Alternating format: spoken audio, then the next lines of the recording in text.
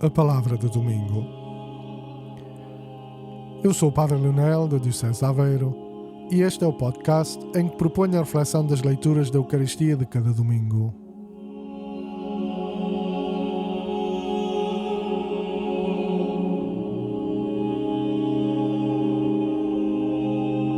Hoje iremos refletir as leituras do 23º domingo do tempo comum do ano A.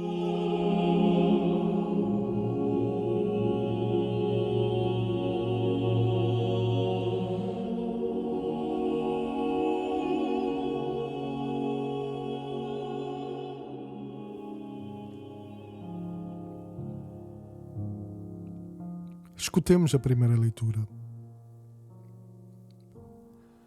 Leitura da profecia de Ezequiel. Eis o que diz o Senhor: Filho do homem, coloquei-te como sentinela na casa de Israel. Quando ouvires a palavra da minha boca, deves avisá-los da minha parte. Sempre que eu disser ao ímpio, ímpio, hás de morrer, e tu não falares ao ímpio para o afastar do seu caminho, o ímpio morrerá por causa da sua iniquidade. Mas eu pedir-te-ei contas da sua morte. Tu, porém, se avisares o ímpio para que se converta do seu caminho e ele não se converter, morrerá nos seus pecados. Mas tu salvarás a tua vida. Palavra do Senhor.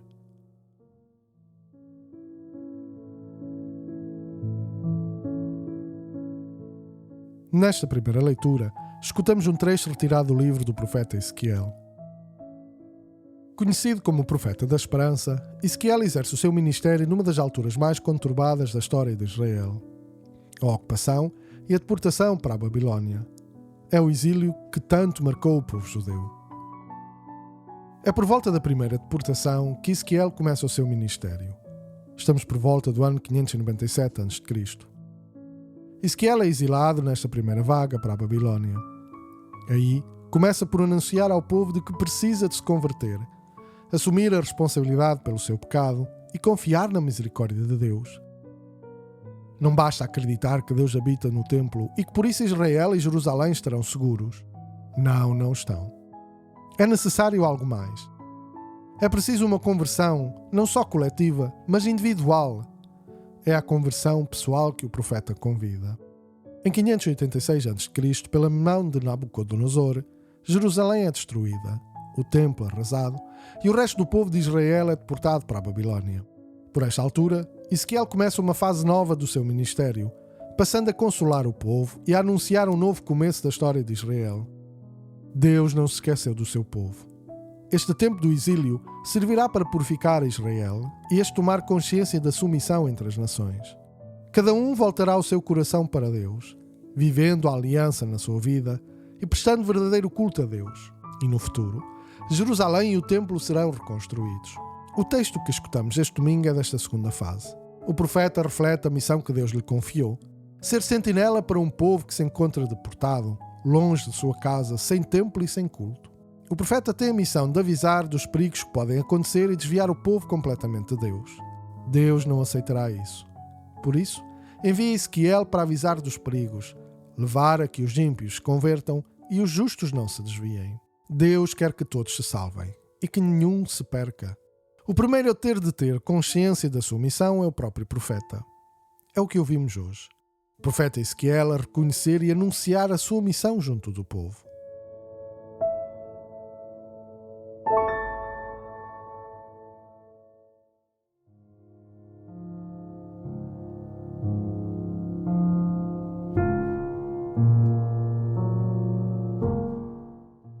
Escutemos a segunda leitura. Leitura da Epístola do Apóstolo São Paulo aos Romanos. Irmãos, não devais a ninguém coisa alguma, a não ser o amor de uns para com os outros, pois quem ama ao próximo cumpre a lei. De facto, os mandamentos que dizem: não cometerás adultério, não matarás, não furtarás, não cobiçarás, e todos os outros mandamentos, resumem-se nestas palavras: amarás ao próximo como a ti mesmo. A caridade não faz mal ao próximo. A caridade é o pleno cumprimento da lei. Palavra do Senhor.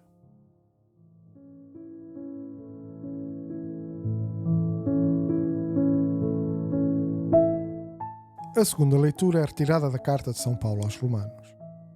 São Paulo não precisa de grandes apresentações. Judeu, fariseu, discípulo de Gamaliel, perseguidor dos primeiros cristãos, tem um encontro com Jesus ressuscitado que transforma a sua vida. De perseguidor, passa a cristão convicto, a quem Jesus entrega uma missão especial.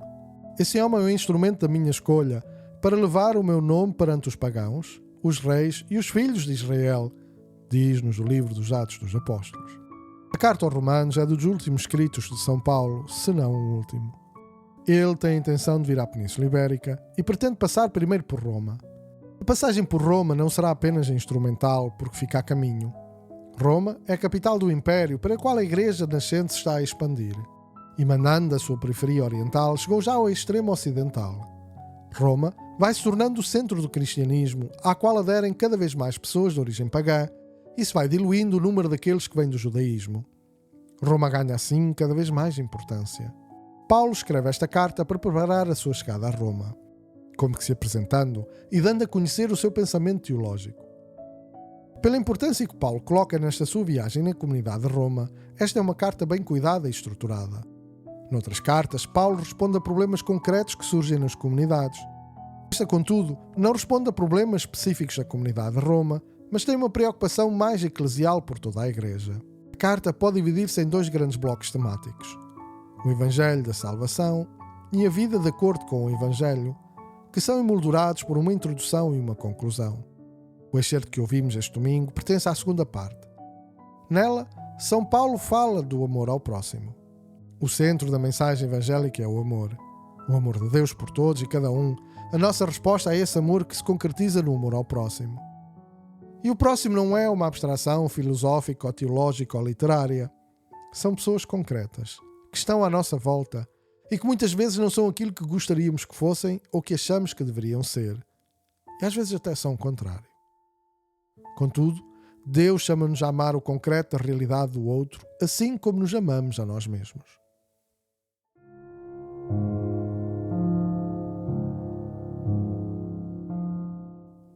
Escutemos agora o Evangelho. Evangelho de Nosso Senhor Jesus Cristo segundo São Mateus. Naquele tempo disse Jesus aos seus discípulos: Se o teu irmão te ofender, vai ter com ele e repreende-o a sós. Se te escutar, traz ganho o teu irmão.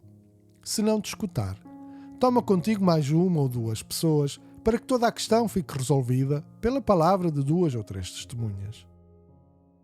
Mas se ele não lhes der ouvidos, comunica o caso à Igreja. E se também não der ouvidos à Igreja, considera-o como um pagão ou publicano. Em verdade vos digo, tudo o que ligardes na terra será ligado no céu, e tudo o que desligardes na terra será desligado no céu.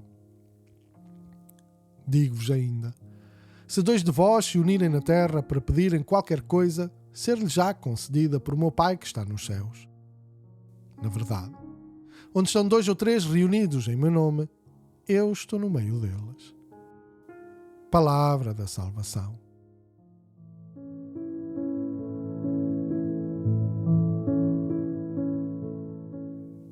O texto do Evangelho que escutamos este domingo é retirado do Evangelho de São Mateus. Segundo a tradição, este Mateus é o cobrador de impostos chamado por Jesus para fazer parte do grupo dos 12. No seu Evangelho, Mateus procura levar-nos a reconhecer Jesus Cristo, filho de Davi, filho de Abraão, que ele nos apresenta no primeiro capítulo, como este era verdadeiramente o Filho de Deus, como nos afirma o centurião no capítulo 27. Este Filho de Deus é o Messias prometido por Deus, por isso, filho de Davi de acordo com a promessa messiânica. Podemos dividir o Evangelho de São Mateus da seguinte forma: primeiro, o Evangelho da infância; segundo, o anúncio do reino; e terceiro, a paixão e morte e ressurreição de Jesus.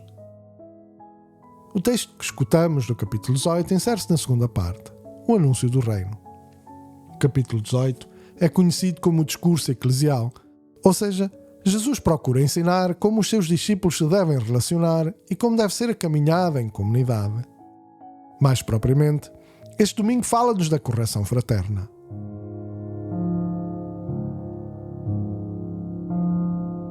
Para nos ajudar a perceber melhor o que Deus nos quer dizer na palavra deste domingo, talvez nos ajude a recordar o versículo que antecede o início do Evangelho que escutamos, que nos diz: assim também é da vontade do vosso Pai que está no céu, que não se percam só destes pequeninos. Deus oferece um caminho de salvação a todos.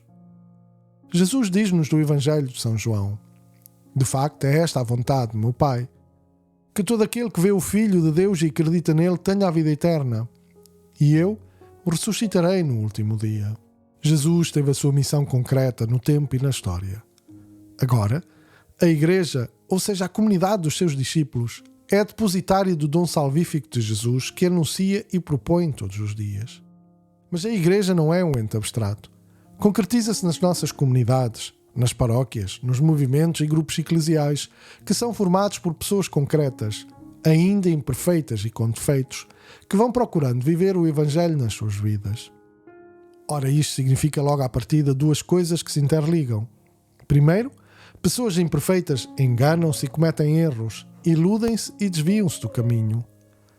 Segundo, isso leva a tensões e conflitos entre os irmãos no seio da comunidade, levando a discórdias e divisões. Ora, a palavra de Deus este domingo ajuda-nos a perceber como proceder nestas situações e propõe-nos a correção fraterna. A primeira leitura recorda-nos que precisamos estar atentos e vigilantes, como sentinelas. Os perigos, aquilo que nos pode iludir, seduzir, desviar, vem de vários lados e de diversas formas. Para não sermos apanhados de surpresa, é preciso a vigilância. Contudo, partindo do texto de Ezequiel, podemos achar que essa vigilância compete aos padres, bispos e ao Papa. Isso é certo que este tem um papel importante por força da vocação e da missão que Deus lhes confiou. Isso não nos liberta da necessidade de nós mesmos estarmos atentos e vigilantes. E mais, Deus chama-nos a todos a corrigir aqueles que se enganaram no caminho. Quando ouvires a palavra da minha boca, deves avisá-los da minha parte. Escutámos na primeira leitura. E isto é missão de todos. Encontramos aqui um critério que nos ajuda no discernimento: a palavra de Deus. Esta ajuda-nos a ler a realidade e a distinguir o que faz bem a nós, aos outros, à comunidade, daquilo que faz mal. Jesus, no Evangelho, dá-nos um roteiro para lidarmos nestas situações com aqueles que se enganaram e até nos magoaram, e que Dom António Couto explica de uma maneira belíssima. Primeiro tu a tu, a 4 olhos, 2 corações. Depois com recurso a testemunhas. Finalmente na Assembleia, sempre multiplicando os olhos e os corações. É um processo gradativo que começa por nos fazer desinstalar e ir ter com o outro. O que não é fácil. Muitas vezes achamos, ele ou ela é que me ofendeu, ele é que tem que vir pedir desculpa. Ora, não é isso que Jesus propõe. O que Jesus propõe é um processo que tem que ter no seu horizonte o perdão e a reconciliação. E se o tu a tu não funcionar, pedimos ajuda. Primeiro 2 ou 3 pessoas, e se ainda assim não resultar, pedimos ajuda à Igreja. Na segunda leitura, São Paulo oferece-nos outro critério: o amor. A correção fraterna tem que ser um exercício de amor. E o amor em ato chama-se caridade. E recorda-nos São Paulo que a caridade não faz mal ao outro. Nestes processos, temos de estar muito vigilantes à tentação da vingança e do rancor. Por isso, o amor tem que ser o critério fundamental na correção fraterna, porque o outro é uma extensão de mim, a quem amo como a mim mesmo. Se nos deixarmos guiar pela palavra de Deus e com o amor ao próximo como pilar do nosso ser e do nosso agir, então as nossas relações pessoais na comunidade e na Igreja ganharão uma profundidade imensa e serão sinal de comunhão e da presença de Deus. Assim, com o Salmo, rezemos ao Senhor para que o nosso coração não se feche nem endureça, mas se deixe inundar pela alegria e júbilo a Deus, nosso Salvador. Se hoje ouvirdes a voz do Senhor, não fecheis os vossos corações. Vinde, exultemos de alegria no Senhor. Aclamemos a Deus, nosso Salvador. Vamos à sua presença e demos graças. Ao som de cânticos, aclamemos o Senhor. Vinde, prostremo-nos em terra. Adoremos o Senhor que nos criou, pois Ele é o nosso Deus, e nós o seu povo, ovelhas do seu rebanho. Quem dera ouvisseis hoje a sua voz. Não endureçais os vossos corações, como em Meribá, como no dia de Massá no deserto, onde vossos pais me tentaram e provocaram, apesar de terem visto as minhas obras.